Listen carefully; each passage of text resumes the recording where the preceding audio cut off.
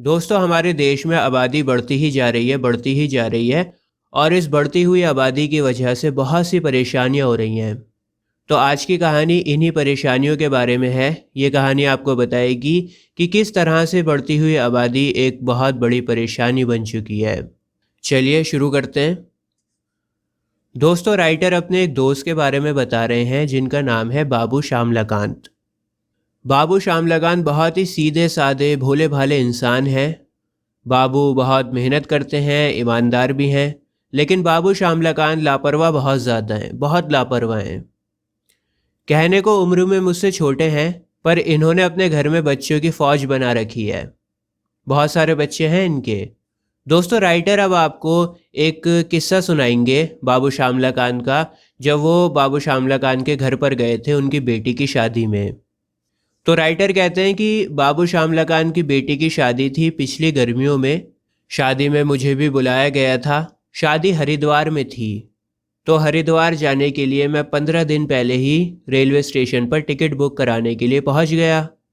Station पर पहुंचकर एक लंबी लाइन लगी हुई देखी।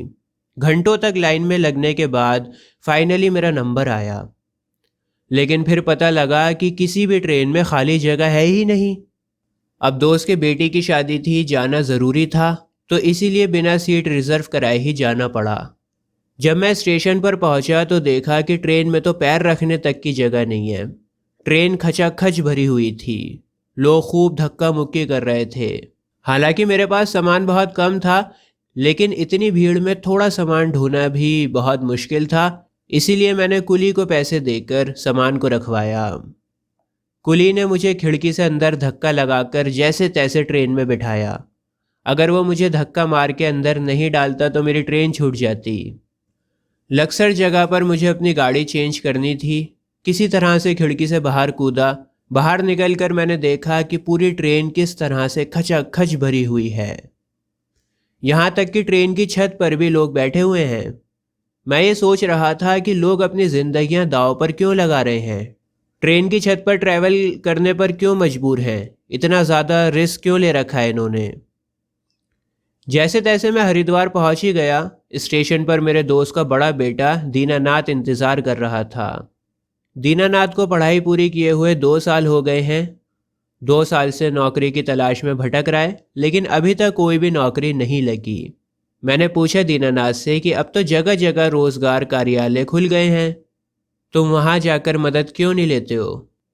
दीनानाथ ने कहा, चाचा जी वहां पर भी गया था। पूरे दिन लाइन में खड़ा रहा, और पूरे दिन के बाद जब मेरी बारी आई तो अफसर ने कहा कि मैं तुम्हारा नाम लिख तो लेता हूँ बेटा, लेकिन जल्दी नौकरी मिलने की कोई उम्मीद मत रखना।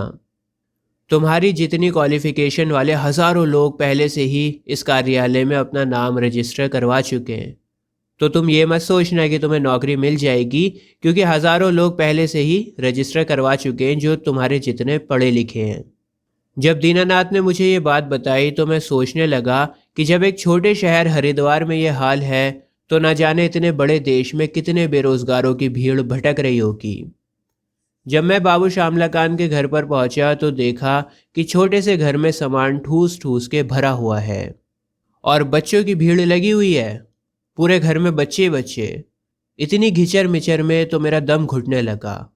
मैंने बाबू श्यामलाकांत से पूछा कि क्या तुम्हारे पास यही 2 कमरे हैं। इतना छोटा घर है, 2 ही कमरे। बाबू बोले, क्या करूं यार, 2 साल पहले इस शहर में आया था और तभी से मकान की तलाश में भटक रहा हूं।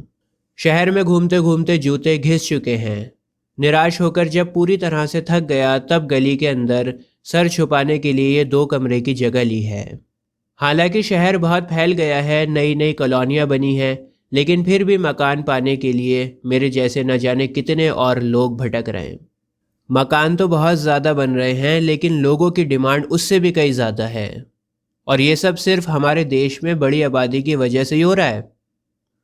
लोगों की भीड़ दिन ब दिन बढ़ती जा रही है, बढ़ती जा रही है, जिसकी वजह से मकान कम हो रहे हैं। इसी बीच बाबू श्यामलाकांत की पत्नी नाश्ता लेकर आई। बाबू की पत्नी के पीछे 3 बेटियां भी थीं और 2 लड़कों ने पल्ला पकड़ रखा था। कुल मिला के पत्नी के साथ 5 बच्चे कमरे में नाश्ता लेकर आए।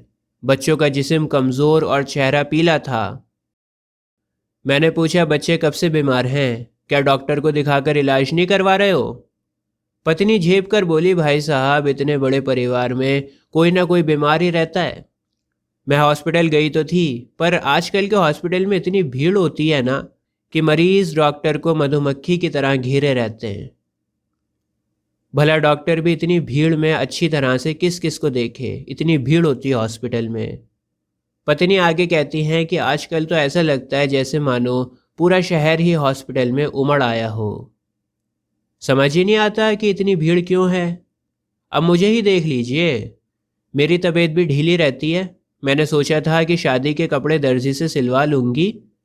बड़े बेटे को दर्जी के यहाँ पर भेजा भी था कपड़े सिलवाने को, लेकिन मेरा बड़ा बेटा जिस टेलर के पास में भी गया उसके पास पहले से ही कपड़ों का ढेर था और सभी दर्जियों ने कपड़े सीने से मना कर दिया। पहले ज़माने में तो ग्राहक भगवान हुआ करता था, उसका स्वागत हुआ करता था, लेकिन आज देखो ग्राहक को मना कर देते हैं। कोई काम टाइम पर होता ही नहीं है।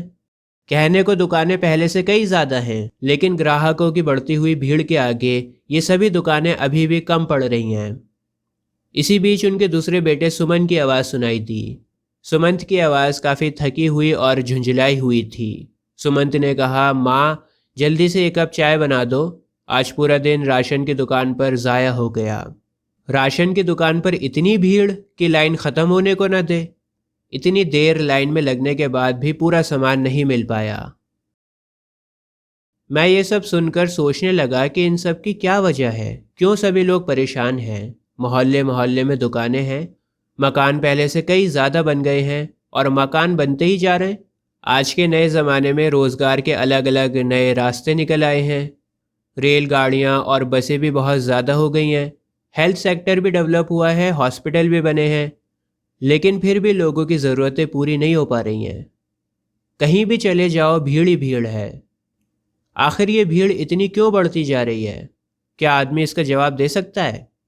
घर में बच्चों की भीड़ भले ही अच्छी लगती हो, घर में बच्चों से रौनक रहती है, बच्चे खेलते कूदते रहते हैं, लेकिन जब तक बच्चों के पालन पोषण की, उनके रहन सहन की, उनकी शिक्षा की, उनकी ज़रूरतों की व्यवस्था ना हो जाए, ये बच्चों की भीड़ भी दुखनायक बनती जाती है। बच्चों के लिए उनके रहन सहन, उनकी ज़रूरतों की पूरी व्यवस्था होनी चाहिए।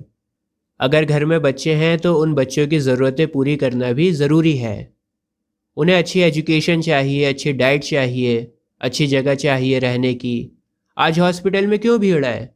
क्या कोई जानबूझकर बीमार होता है? क्या इन लोगों को कोई शौक है हॉस्पिटल जाने का? नहीं, जानबूझकर कोई बीमार नहीं होना चाहता, कोई हॉस्पिटल नहीं जाना चाहता। बीमारी तो मेल न्यूट्रिशन यानी कुपोषण से, गंदगी से और दूषित वातावरण से होती है। अगर छोटी फैमिली हो, एनवायरनमेंट साफ़ हो, पानी साफ़ हो और बढ़िया अच्छा खाना अवेलेबल हो तो बीमारी से बचा जा सकता है। रेलवे और बस में भीड़ की वजह भी बढ़ती हुई आबादी है।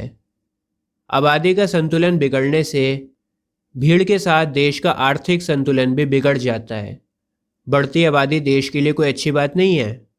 इससे देश के अनुशासन के ऊपर बुरा असर पड़ता है। सड़क पर दुर्घटनाएं होती हैं। पब्लिक प्लेसेस पर रूल्स एंड रेगुलेशंस को फॉलो नहीं किया जाता। जब आदमी ऑफिस, कोर्ट, हॉस्पिटल या स्टेशन जाता है तो अपना टाइम भी बर्बाद करता है, पैसा भी खर्च करता है, मेहनत भी करता है, लेकिन फिर भी उसका काम नहीं हो पाता। घर से बाहर निकलते ही आदमी भीड़ में खो जाता है। भीड़ में खोया आदमी ये तो समझ जाता है कि ये भीड़ बढ़ती हुई पॉपुलेशन की वजह से है। मुझे अब अपने दोस्त बाबू श्यामलाकांत को इस बढ़ती हुई भीड़ की वजह बताने की ज़रूरत नहीं है, क्योंकि वो खुद इस परेशानी को झेल रहे हैं। ऐसा लगता है कि अगर समय रहते हमारा देश आज भी नहीं जागा और बाबू श्यामलाकांत की तरह बच्चे पैदा करता ही चला गया, परिवार को बढ़ाता ही चला गया, तो फिर वो दिन दूर नहीं जब वो इस भीड़ में और इस भीड़ में पैदा होने वाली परेशानियों में खो जाएगा। दोस्तों, अगर आपको आईसीएसई के बाकी चैप्टर्स देखने हैं तो अभी आपकी स्क्रीन के ऊपर एक प्लेलिस्ट आ रही है। इस प्लेलिस्ट पर क्लिक कर आपको सारे चैप्टर्स मिल जाएंगे बहुत ही आसान लैंग्वेज में। आज के लिए बस इतना ही। जय हिंद।